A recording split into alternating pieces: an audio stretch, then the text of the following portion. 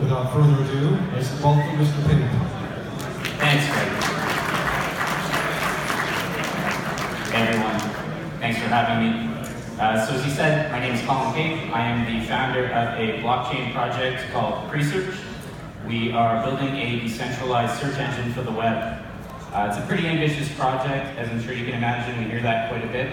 But we think it's an incredibly important one, and so do the thousands of people who helped to kickstart the project by purchasing more than $16 million in tokens that can be exchanged for advertising and other services within the Presearch ecosystem. So before I get into the details of the project, I'd first like to talk about why it matters.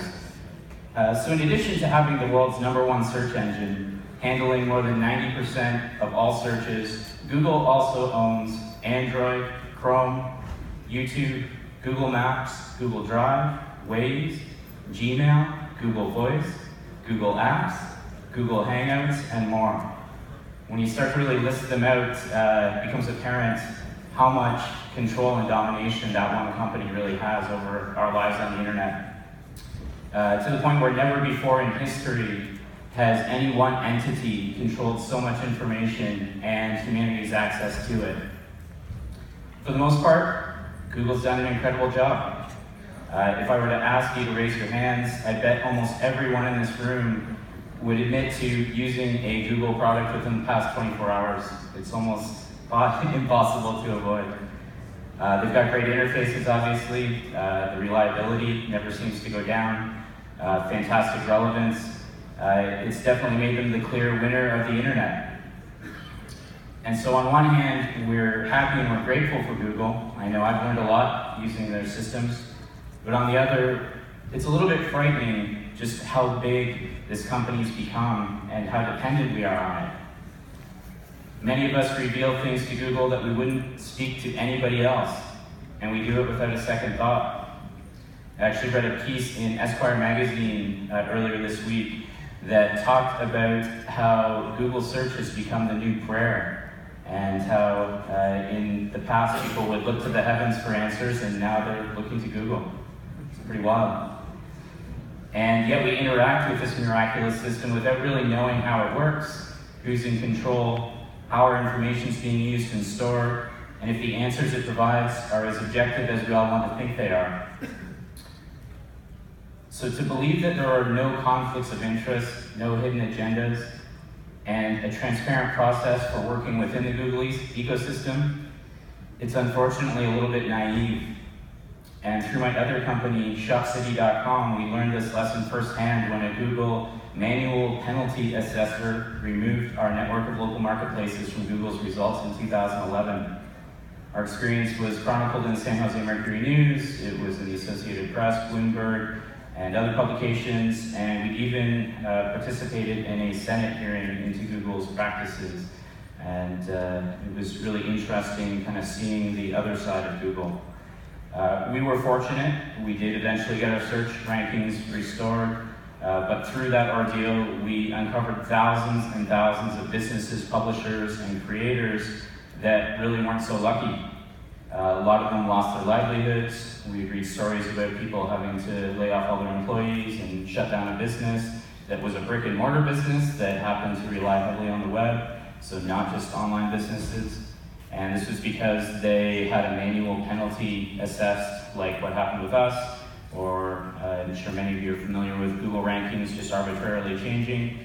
And really, the problem is that there's no good process if something like that happens, and there's really no reason made public as to why things have changed. And so the recent fines, the complaints against Google by the European Union, country of Australia, India, it really kind of hints at the scope of the problem, but it's really just scratching the surface. And so really, for being such an important service, it's almost like a utility at this point. We know shockingly little about how it works. And so that's really what we're looking to change with Presearch. We're looking to build a people search engine. So this means that we're building a framework that will enable the community to participate in the ranking and the curation of content on the internet in a transparent and open source system that's going to enable anyone to look under the hood, see how things work, identify issues, propose solutions, generally participate in building the open search movement. Google's a big company. They have tens of thousands of engineers, but they're a very closed ecosystem. For all the usage, if you can just think of yourselves how much you've used Google, how many times have you ever actually really interacted with Google? And how many people have ever gotten Google on the phone or to actually reply to an inquiry? It's almost impossible. It is almost like this God-type system that is controlling our access to information. So we're appealing to those who want to participate, not just consume. As I said, we know this is pretty damn ambitious, but we think with the power of cryptocurrency, blockchain technology, distributed computing, we now have the tools that we need to build a new search engine that can truly compete for relevance on the web. And so within this framework, as we're designing it, teams of data scientists from the world's leading universities are going to be able to contribute and test their algorithms. Subject matter experts will be able to curate collections of information and serve as representatives of their niches. Interface designers will be able to create new ways of visualizing information that unlock huge value for those using the system. And they're all going to receive traffic that can be monetized in cryptocurrency in exchange for those contributions. So it's really more of a holistic system where everybody can participate and be rewarded. So obviously the Google habit, as I like to think of it, is pretty powerful, and we're looking at ways to break that habit. Obviously, Google's results are pretty amazing, and there have been some challenges in the past, and they've tried and they've failed. And so we looked at how we could break that Google habit, and we developed a beta platform that's already being used by about 10,000 beta testers, and they've run more than 3 million searches in the past 60 days. It is at presearch.org. And so the people who are doing searches on the platform, they're rewarded with cryptocurrency in exchange for switching to that interface. And then rather than reinventing the wheel and trying to compete head on, it really enables users to have greater control and choice over their searches and to actually just select which engine they'd like to use more easily. So there are more than 75 search resources currently available, including Google. Of course, rather than go head on, we want to leverage their amazing results. You can also choose DuckDuckGo, and then lots of other niche resources that have been suggested by community members, and this is growing every day. And so, again, we're really not competing head on, we're just adding value to what's already there and working. And so it's kind of a way to drive a really thin wedge in between that search behavior.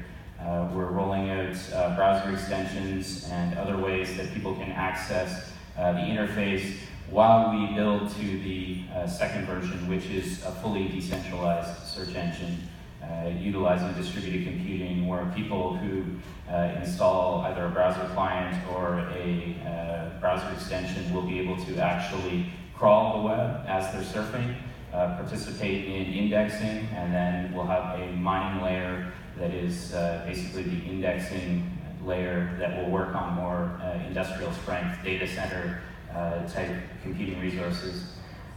So again, a bit of a long-term play, but we think that this is really the best chance that we have as a community to control our destiny on the web, which is currently really not in our hands.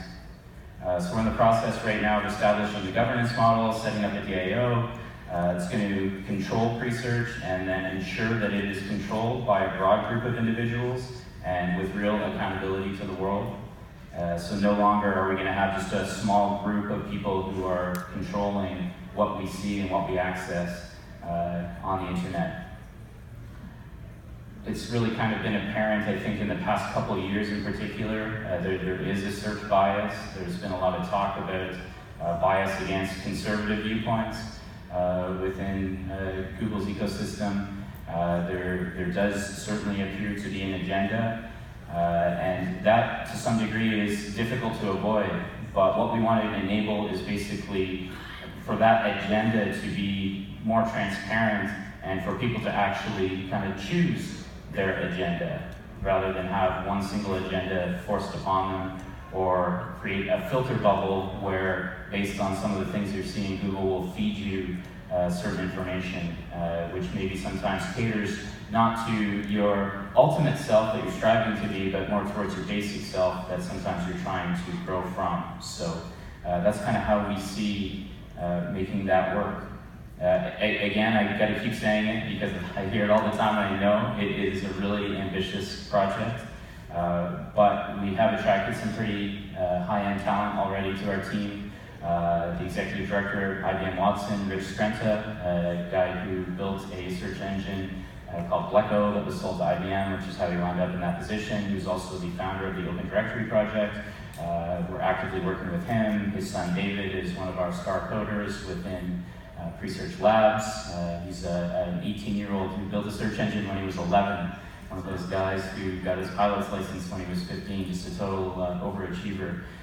So some really interesting people have been drawn into the project, as well as co-founder of Ethereum, Anthony Diorio. And then really it's about building that vibrant community of people who are passionate about this and who care and who want to help create a more open internet. It is amazing the people that are coming out of the woodwork as they find out about the project, and we're looking at ways to help them contribute, and that's really kind of what the mission is over the next year, is to build up that platform enabling people to participate.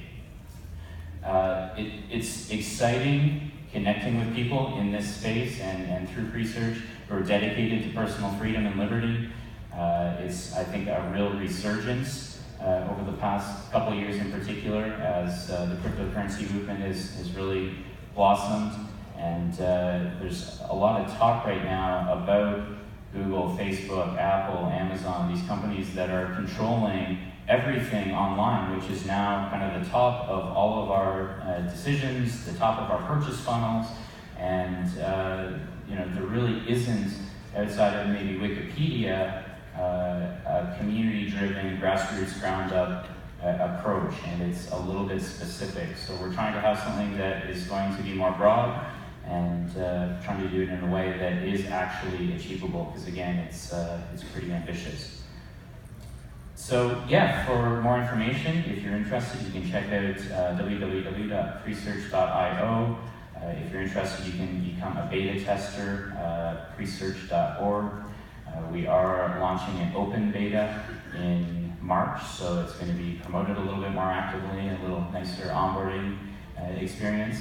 But I'm sure there are plenty of people in this room who have an interest in the future of the internet, certainly people who are content creators, people whose livelihoods currently depend upon the Google ecosystem and have seen probably firsthand sometimes the treatment or just the lack of transparency.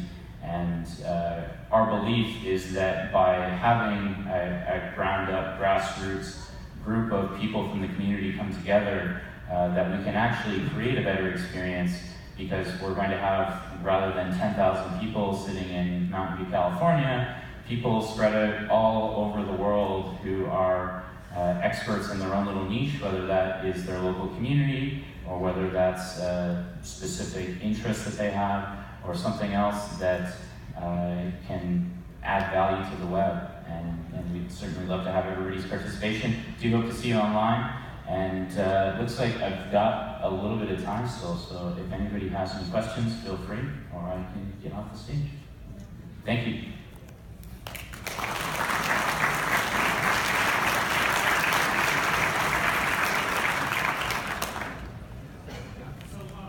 Yeah. A lot of search engines, one of the biggest problems in Google in particular is finding spam. Yeah. It's obviously, from the user perspective, we want to have good results, we want to have fair results, but the biggest problem they have is finding spam, that people cheap high rankings in the search engine for either relevant terms or irrelevant terms. So how does this engine deal with that particular problem? That's an awesome question. Could you repeat the question so the folks at the Sheraton can understand what was asked? And if anybody has any other questions for Colin, please come up to the microphone for the same reason. Thank you. Certainly, I can repeat it. Yeah, that was a really good question. It was about how do we fight spam. That's obviously one of the biggest challenges, and I have some maybe alternating beliefs about how big of a challenge it is. as well as how big of an excuse it is and the justification to hide behind a black box. Because if you're always under attack, then just like sometimes the government says, they can use that to justify all kinds of different behavior. So we're looking at a bunch of different models, looking at staking as a potential way so that people could build credibility within the system and have some type of staking to enable people to be verifiers, confirmers of information. We're looking at the potential to use tokens to submit content into the search engine, so putting a price on it, just like with Bitcoin, one of the main reasons to have that mining fee is to deter spam, and if there's a cost to it, people are a lot less likely to do it. Looking at really involving the community and people who are active users of the system and enable them to provide feedback and to upvote, downvote. Again, once you have that governance model in place and things are transparent and open and there's a clear system for how things work, then people can actually participate and start to assist with that ranking and combating spam. So it's early days. This is certainly long term, but we think that there are ways, particularly with blockchain technology, that we can enable people to combat that and deter. Thanks. I have a question. Yes. Gmail is probably the single biggest leverage point that Google has with users. I finally had to succumb to it a year ago. Yeah. So how will you address that? And then what about the challenge of browsers? I can. I'll repeat. Just you mentioned Gmail, but I think it ties really to all the other services. I mean, they've created tremendous network effects. A lot of people who don't love using Google as a search engine are using, in fact, Gmail. Even, I've been guilty of that myself as well.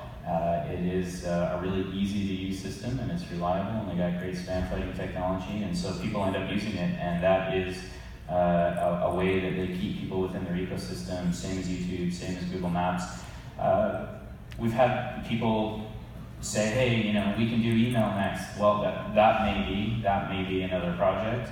But the way that we kind of see Presearch is trying to be more like the Switzerland of the web, the Switzerland of search, and trying to prevent, I think one of the biggest things really that's wrong with the Google model is initially when they were founded, it was about getting people off of Google as quickly as possible. That was literally their mission, was 10 blue links, was to get you off of Google's results as quickly as possible, load to a third-party website.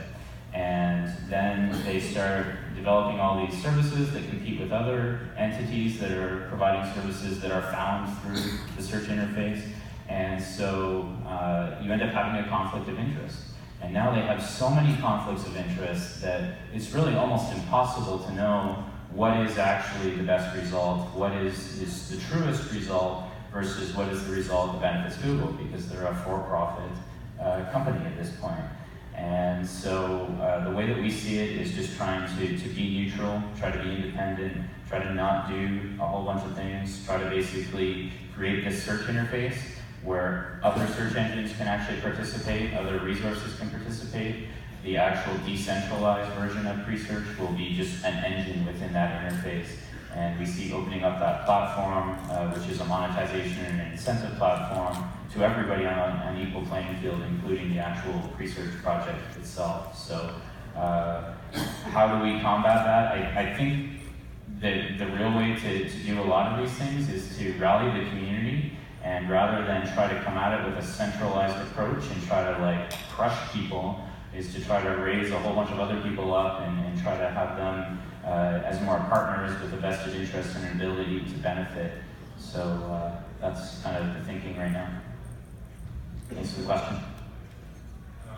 During your test of 60 days, how many websites have you indexed, and how many space in the blockchain do you need for that? So just to be clear, so the first version that is out right now, it is not indexing. So the indexing version, if you go into Presearch.io and you look at our white paper, we're projecting that for 2019.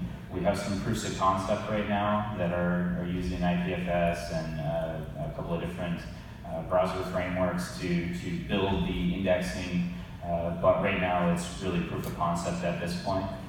So right now it's really about the reward and the incentivization mechanism and enabling people to utilize the multi kind of search interface so that they can choose which search resource they want to use. And that's the one that these stats are to. But that's going to be a really interesting set of stats when we have it, because obviously that's going to be a core challenge. Steam seems to have done a pretty good job with their model. So we're certainly studying how they're handling content. Do you have a calculation? Sorry? Do you have a calculation how much space you need? I don't right now, no. We are looking at lots of different ways to tackle it. Are you thinking about to implement a purge mechanism for this? We are, yes, and it sounds like you're probably somebody fairly knowledgeable that maybe we should even talk with. One thing is, if I try to search in the search engine, I'm searching in my local blockchain on my local PC, or can I connect to the platform? No, yes, it is a distributed platform through IPFS, yeah. Okay, thank you. Thank you. So to help us understand, would your model be helping to make the dark web less dark? Shining light on the dark Shining web. light in more areas of the web, in your saying? Yeah, I think there's huge potential for that to happen, and even if it's not necessarily the index directly through the Presearch decentralized search engine, which it could be, enabling other people to create resources that are found through that interface and just make it more accessible. So we're looking at kind of that hybrid approach. But yeah, it's quite the potential that because of the way that we will be crawling the information, it's actual usage, that it may pick up stuff that web crawlers are not able to access. Thanks. Another question. First off, I want to say I'm a search engine professional, been in about 20 years. Cool. Very impressive with Rich Sprinta's involvement. For those who might not know Rich Sprinta, he's a definite pioneer in the internet as a whole, and very, very impressed and very familiar with some of his past projects like Colecto and things like that. I sort of have a three-pronged question, but hopefully it'll roll into the same thing. Yeah. One, is there just like Google has a paid side and a natural side, the free results and the paid results by advertisers, do you plan to have a paid commercial advertising on the engine? That's number one. Number two, one of the problems in paid advertising on search engines is guaranteed that an actual person is viewing the ad. Yeah. And then the third question is, in search engine advertising delivery in general, probably the folks that are left out of that equation the most are the end users. Right. And Google's making all the money basically to deliver an ad to people in this room. Is there a model there for people to actually even get paid when they're shown an ad through the use of blockchain? Awesome questions, and I'll let Rich know, thanks. Yeah, there is. That is really actually the core of the model. Essentially, it's all about user choice, so enabling them to share as much information as they would like. Right now, you currently have to be a logged-in user to utilize the system, but ultimately, we're going to enable anybody to use it without logging in, but that's basically going to eliminate the possibility to be compensated. So right now, when you run a search through Presearch, you earn Presearch tokens, and right now, Presearch has a fund that those tokens are coming from, but ultimately, and we've got kind of, again, the short-term and the long-term model. The short-term model is because we don't actually control the search results page. We've actually developed an ad unit that's within the auto-suggest results, very transparent, but basically you can click that sponsored result. You then choose to view the ad kind of within the ecosystem, so it's not taking you out to an external site. We're looking at using video in a bunch of different ways to kind of guarantee that the sponsor is getting value. And then there are different compensation models as you progress kind of through the funnel. So you click it, you get a little bit, you watch a video, you get more. So certainly opportunity for people to participate and to monetize their usage and attention, which they should certainly have, but currently none of us do. So I think I'm off 24 seconds. Awesome. Thanks, everyone.